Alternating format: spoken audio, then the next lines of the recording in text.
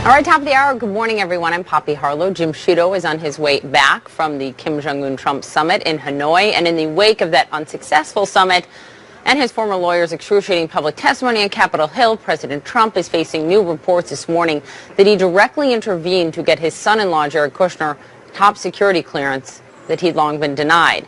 Just a month ago, the president told the New York Times, quote, "I was never involved in those talks," but this morning, the Times and the Post are both reporting that the president ordered his then chief of staff, John Kelly, to overrule the objections of career White House security screeners, and Kelly wrote about all of it in a contemporaneous memo to get his version on the record.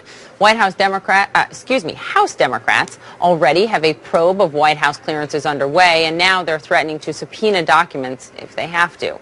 And if you've thought that you've heard the end of it by now from Michael Cohen, the president's former lawyer and fixer, well, you'd be wrong. He is due back on Capitol Hill next week for more closed-door testimony. The president, on the other hand, has heard enough. This morning, he, on Twitter, accused Cohen of, quote, perjury on a scale not seen before.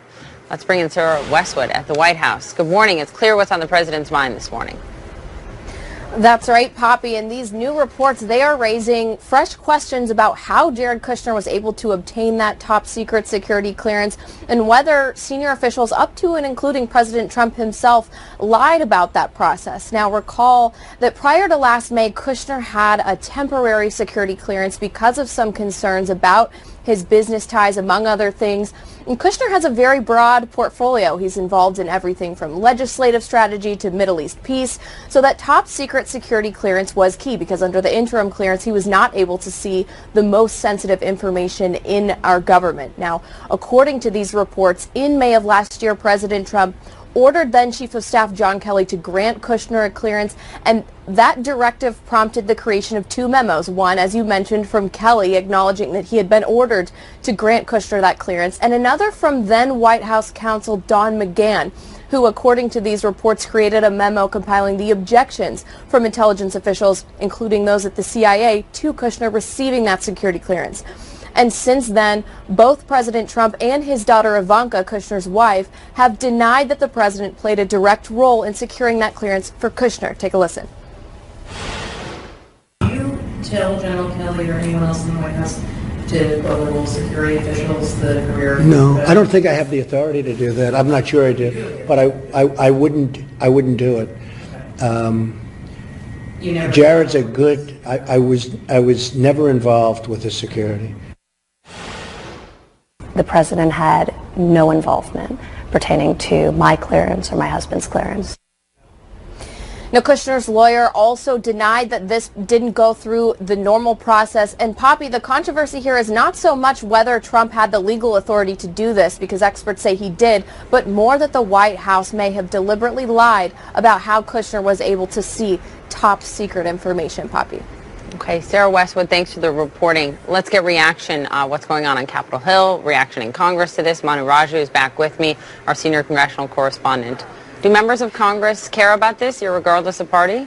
Yeah, well, Democrats in particular care about it. We haven't heard much from Republicans, but the House Democratic chairman of the Oversight Committee, Elijah Cummings, is not happy with the White House because he's been asking for documents back when he was in the minority last Congress about this. They ignored it when he was in the minority. And then when he became the chairman of this committee, he sent a letter demanding a range of documents about the security clearance practices, about what communications that went on during the transition, as well as the initial part of the Trump administration over a range of officials, including Jared Kushner. They had a deadline to get information, demanding information from the White House from early February, and it still has not been met. So in the wake of this report, Cummings fired off a very angry statement saying in a letter to the White House, I requested specific documents and interviews relating to Mr. Kushner's clearance and a number of others. To date, the White House has not produced a single document or scheduled a single interview. The committee expects full compliance with its request as soon as possible, or it may become necessary to consider alternative means to compel compliance. And of course, what that means, Poppy, is that subpoenas are coming if they do not get their answers anytime soon. Right. There is that. And then there's Michael Cohen. Like 3 days of testimony was not enough. Why is it? It's House Intel, right, that wants him back next week? House Intel will have him back next Wednesday for a closed session after they have more questions, Democrats do in particular, about any White House communications that may have went on, editing that false statement to Congress that occurred back in 2017 when Cohen downplayed the Trump organization's effort to get financing for that Trump Tower Moscow project. He pleaded guilty to lying to Congress. Now he's accusing attorneys close to the president of editing that statement. The attorneys have denied that. They want to get more information about that and other communications with the White House. So we'll see what he ultimately discloses behind closed doors next week. Yeah. Poppy. All right. Really interesting and important, Manu. Thanks for all of that.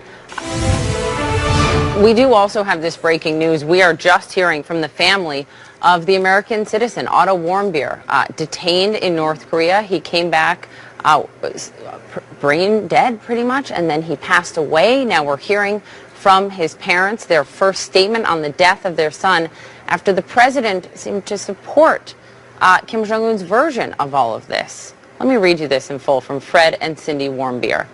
We have been respectful during the summit process. Now we must speak out. Kim and his evil regime are responsible for the death of our son.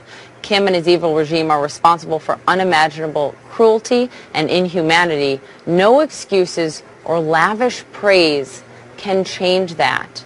Thank you. That is the statement from these parents of Otto Warmbier, clearly still grieving the death of their son and his condition at the hands of the North Korean regime. Let's bring in Eliana Plott, White House correspondent for The Atlantic, former National Security Advisor attorney, Susan Hennessy. Ladies, let's take a moment in the wake of reading that statement from Otto's parents and listen to what the president said when he was asked about this overseas this week in Hanoi. He felt badly about it. I did speak to him. He felt very badly. He knew the case very well, but he knew it later. And, you know, you got a lot of people, a big country, a lot of people. And in those prisons and those camps, you have a lot of people. And some really bad things happened to Otto. Some really, really bad things. Why are you? But he tells me that he didn't know about it, and I will take him at his word. Wow. Eliana, I will take him at his word. You know what that reminds me of? That reminds me of the Helsinki summit. I will take Putin at his word, is what essentially the president said. That reminds me of the murder of journalist Jamal Khashoggi, which our intelligence community said was known by Mohammed bin Salman, the Crown Prince of Saudi Arabia. So now a third time, the President of the United States is taking the word of an autocratic leader. Why? It's amazing to me how seamlessly these topics, thread into what we were discussing earlier with Jared Kushner's security clearance given over the objections of CIA officials and other intelligence officials who believed that Kushner, because of his foreign contacts, was susceptible to being kind of molded in ways that they saw fit. We've seen this play out in public, in press conferences with Donald Trump, the Helsinki summit, as you just laid out, Poppy, and now with the with respect to Otto Warmbier. For Trump, it was enough for him to say that this is what Kim Jong-un told me, and thus I am taking it as fact. This is what we're seeing on the public stage, mind you. We have no idea what's happening behind closed doors, and it really does get at the crux why this story that the New York Times broke about Kushner getting his security clearance over the objections of our nation's top intelligence officials is such a big deal. Susan, does a statement like that from the president, believing Kim Jong-un on this, believing Mohammed bin Salman on this to the objection of our own intelligence, does that endanger Americans abroad? I think it does in the long term, because what President Trump has shown is that he's happy to ignore the facts when it's inconvenient to him. He's happy to take the word of autocrats and dictators over his own intelligence officials and over, frankly, common sense. And I do think that over the long run, sort of decoupling basic American values, the reason why we have foreign policy, the types of values we are trying to project around the world to make it safe and free, to sort of give that up for this sort of mercantilist simplistic transactional approach where what Trump really cares about is whether or not the individual leader is flattering to him. Now, whatever they might have done, whatever they might say, he's happy to just sort of take the convenient line. I do think that undermines the United States' credibility and our commitment to our principles over the long term and in ways that will endure even after Donald Trump leaves the Oval Office. Eliana, to the story from the Times and the Washington Post this morning about, you know, the president getting involved here in Kushner's security clearance and ordering John Kelly to give him this top secret security clearance. I want everyone to listen to Abby Lowell, this is Jared Kushner's attorney, on CNN last May. Here's how he explained it. Who made the decision to restore his security clearance? How did that happen? The intelligence community and the FBI. It happened in the normal course. It happened the way it happens for thousands of people. There was nobody in the political process that had anything to do with it. There was nobody who pressured it. It was just done the normal, regular way. So that was last May. You know, I think it's possible, right, Eliana, that that's exactly what Abby Lowell was told and thought, and it's possible that that's what Ivanka Trump, you know, was told and thought, and that none of them were in the room with John Kelly. We just don't know.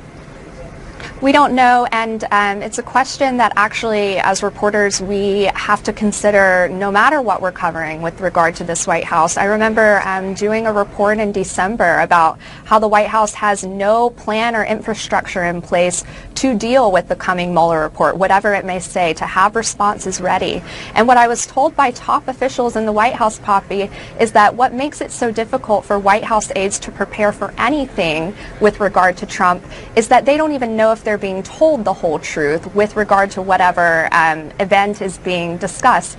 So yes, it's entirely possible that Jared's lawyer, this is precisely what he was told so as to keep the flow of information tight. But it's just another strange factor of this administration that the principals who should be clued in are often not. Susan, I think it's important to keep in mind that whether or not Lowell himself was lying, the president was clearly lying about this, and there's a reason why. There's a reason why they're reassuring people that absolutely the president didn't personally intervene at all. And that's because it's so incredibly shocking if he had. The White House is lying about this because they recognize what an unbelievably serious violation this is that we're now finding out, regardless of who knew at the time, did in fact occur. Right, and the fundamental question being, why was there concern over Jared Kushner's security clearance in the first place? And oh, by the way, now he's in the middle of really critical Middle East peace negotiations and talks, right, with a whole lot of sensitive information. We have to leave it there. We have a lot to get to. Thank you both for being with us. And Alana, I'm sorry, I mispronounced your name at the beginning. I apologize, Elena, for that. My apologies. All right, we're going to get much more on Otto Warmbier's family, his parents responding now to what the president said overseas about the death of this American citizen and taking Kim Jong-un's word for it. Fareed Zakaria will join me after the break. Plus, the butterfly effect. Could one sanctuary's legal fight over eminent domain stand in the way of the president's border wall? And the family of Michael Jackson, speaking with CNN, they're pushing back on allegations made in a new documentary which details the stories of two men who accused Jackson of molestation. All right, welcome back. Otto Warmbier's parents have just responded to President Trump after he chose to take Kim Jong-un at his word that Kim Jong-un says he didn't know about the mistreatment that Otto Warmbier faced when he was detained by the North Koreans. Let me read you what Otto's parents are saying. Quote, Kim and his evil regime are responsible for the death of our son, Otto. Kim and his evil regime are responsible for unimaginable cruelty and inhumanity. No excuses or lavish praise can change that. With me now to discuss this and much more, Fareed Zakaria, host of CNN's Fareed Zakaria GPS. It's really clear who they're talking about here with lavish praise. And by the way, I think it's worth noting that Otto Warmbier's parents had praised President Trump and really criticized the Obama administration. They praised Trump for bringing their son home. Yeah, and of course they are right and Donald Trump is wrong.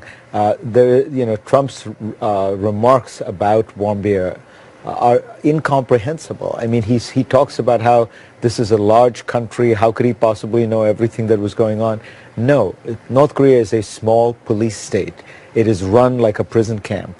The idea that an American, of all things, would be captured and tortured without the knowledge of the supreme leader is inconceivable. And in any event, why would Trump publicly say that he agrees with Kim? I think because Trump really does have a fascination and some kind of affiliation with these strongmen. He likes them. He likes the idea that he goes mano a mano with them. He likes the idea that they've developed this bond, whether it's Putin, Mohammed bin Salman in Saudi Arabia here. And in all of those cases, you remember, he always says, Putin tells me he didn't interfere in the elections, and I trust him. MBS tells me he didn't order the killing of Khashoggi. I trust him. Kim tells me he didn't know about WAMBIER. I trust him. In all three cases, by the way, American intelligence says the opposite. But you have a strange personalistic fascination that derives, I think, fundamentally from Trump's narcissism, where everything is about him and his relationship with these people. Well, let's think about how it can endanger Americans abroad. If other autocratic leaders and dictators think that they will be taken at their word, even if they detain or kill an American citizen, that's a big danger. Let's talk about what's going on in Pakistan and India now, because this is, look, 70 years of history here. This is only the latest struggle and skirmish between these two nuclear powers. But what has changed is that the United States' support of Pakistan under this administration has really shifted toward India. How does that affect things? Well, in general, the U.S. had the ability to rein in the Pakistanis a little bit more than they do now because they've lost that.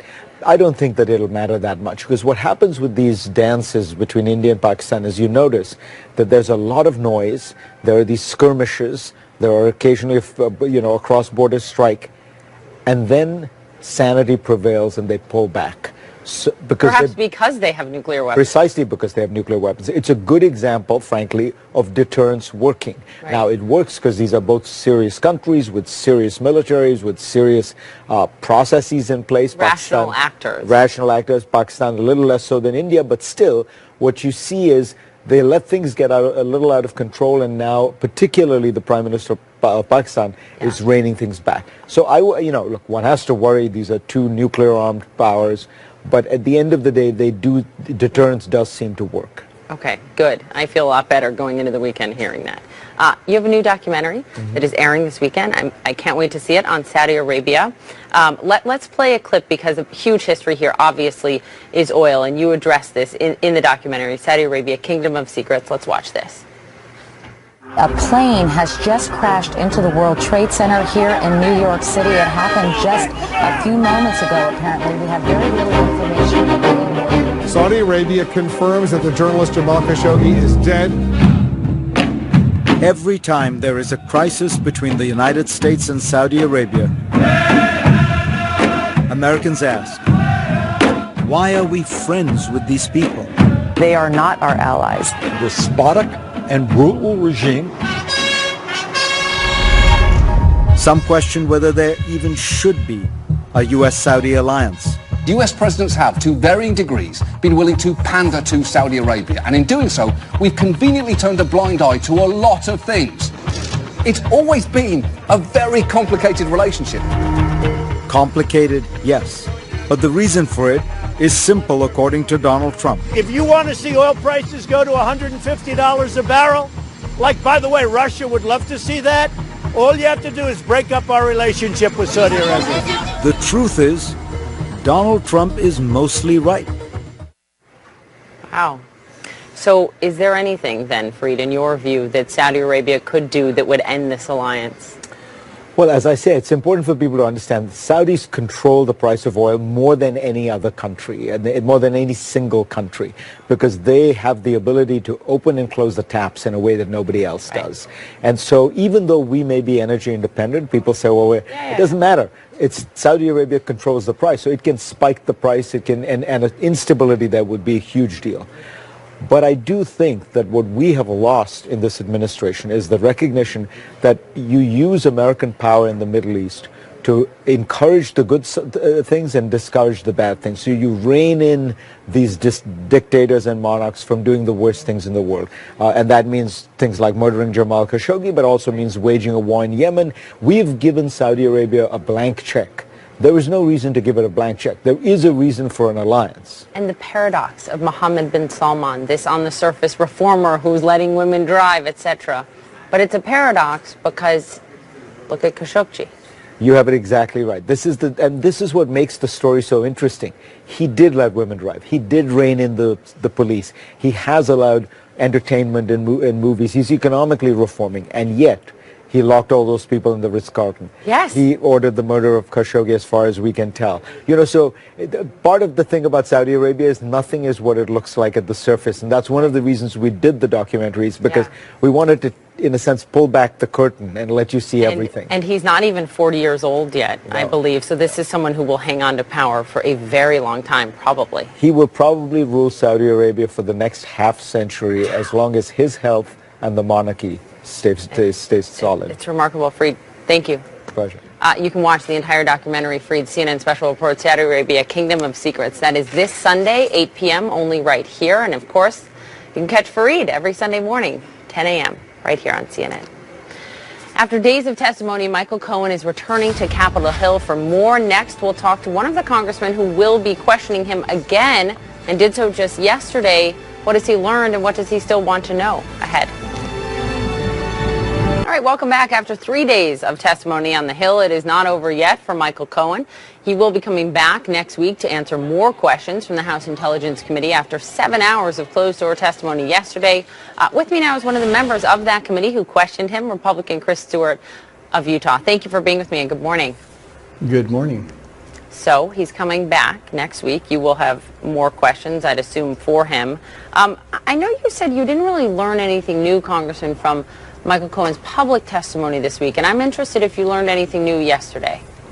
There were a few things, although honestly not a lot. And Poppy, you know we can't speak in great detail about it. It's in classified, it's in executive session.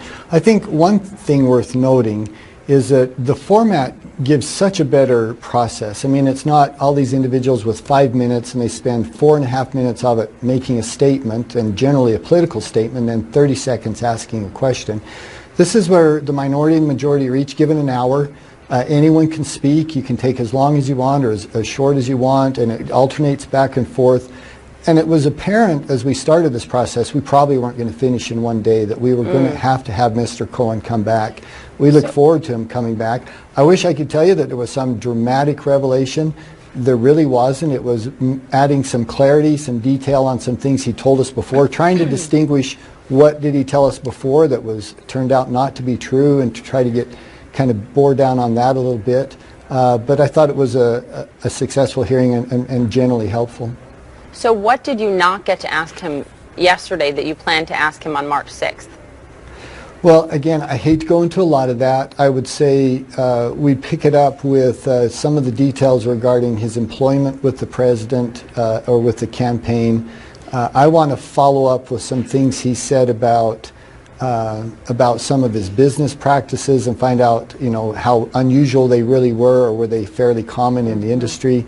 I'd like to try to understand just his frame of mind, his thinking. I mean, he has called, in open hearing, he called the president a racist, a bigot, a con man.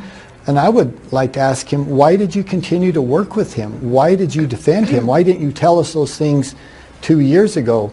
Now, are those terribly important in national security? I don't think really, but are they important in understanding in the context of his relationship with the president? I think they're worth asking. And therefore you think that goes to his credibility, I'd assume. Let me ask you about this. You voted yay last year on nuclear sanctions against North Korea on a piece of legislation called the Otto Warmbier Nuclear Sanctions Act. We have just heard from the parents of Otto Warmbier condemning the Kim regime, blaming them solely for the death of their son Otto, after the president, shockingly this week, says he takes Kim Jong-un's word over that of the intelligence community on the death and condition of Otto Warmbier. What is your reaction to the president doing that?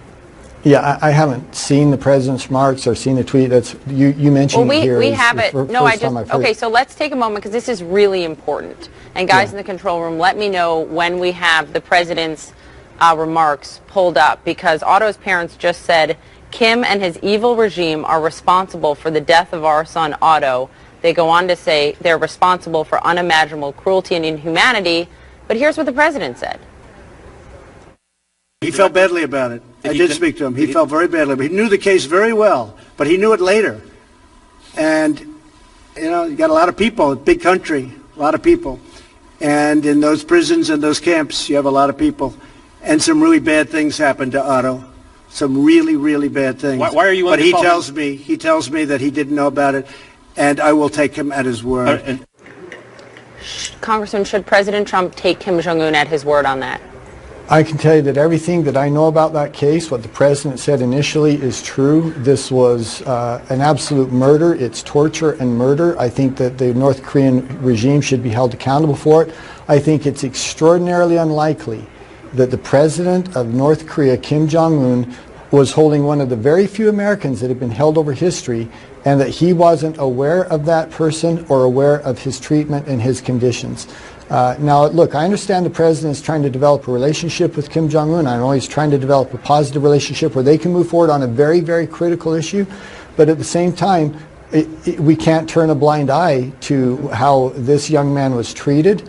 And short of other intelligence would indicate otherwise, I think, once again, the North Koreans tortured and murdered this young person.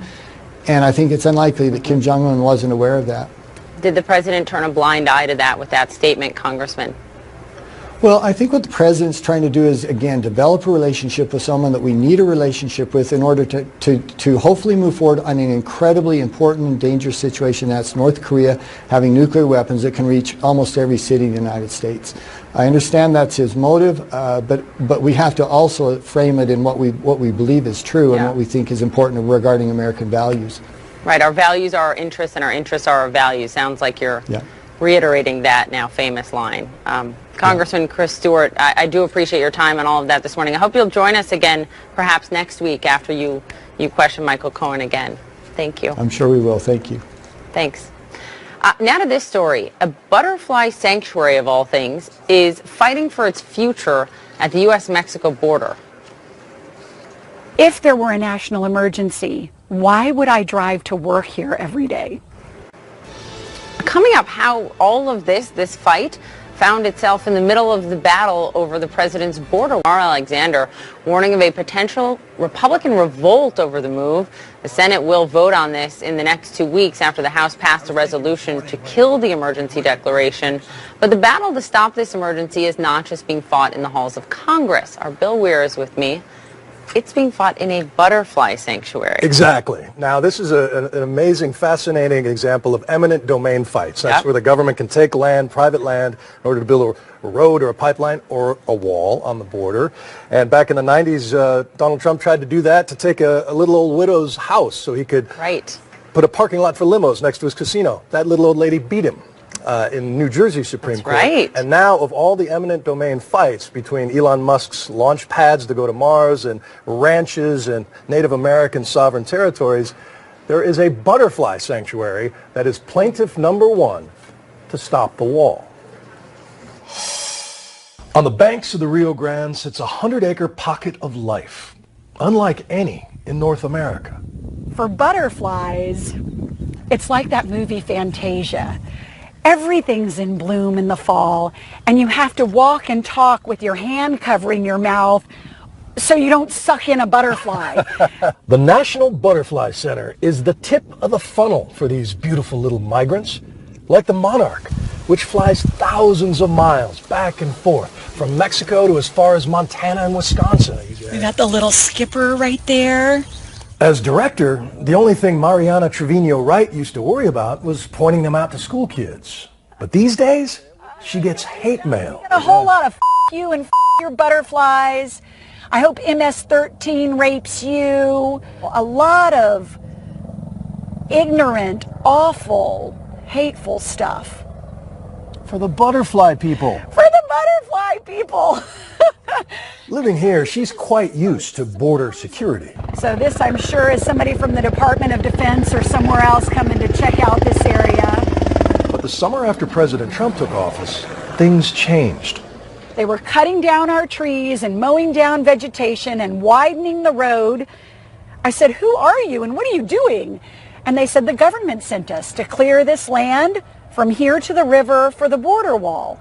The plan calls for 18 feet of solid concrete topped by 18 feet of steel bollards right through the middle of their property. Then they saw what this machine was doing to a neighboring wildlife preserve.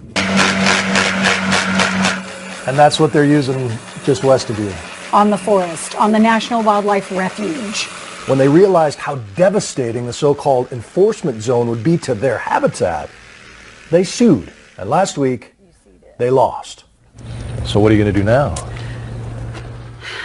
I understand from the lawyers we'll be appealing or refiling. We asked, but the Border Patrol does not comment on ongoing litigation. But in this letter sent to local stakeholders, they're arguing for 30 new miles of wall around this area because the Rio Grande Valley typically leads the nation in arrests of illegal immigrants. What it doesn't mention is that those numbers nationwide are way down since 2000. And Mariana says she has witnessed 3 illegal crossings in the last 6 years. We absolutely are in favor of border security. If there were a national emergency, why would I drive to work here every day? We have 6 children. Why would they allow mom to report for duty on the banks of the Rio Grande River every day, unarmed, to receive school children and birders and butterfliers from around the world? Congressionally approved plans would have spared this place, but the president's emergency order trumps all that. So we're just watching and waiting every day to see if that machinery shows up here. And all the while, these little guys flutter, oblivious to borders and politics, with no idea how fragile their future might be.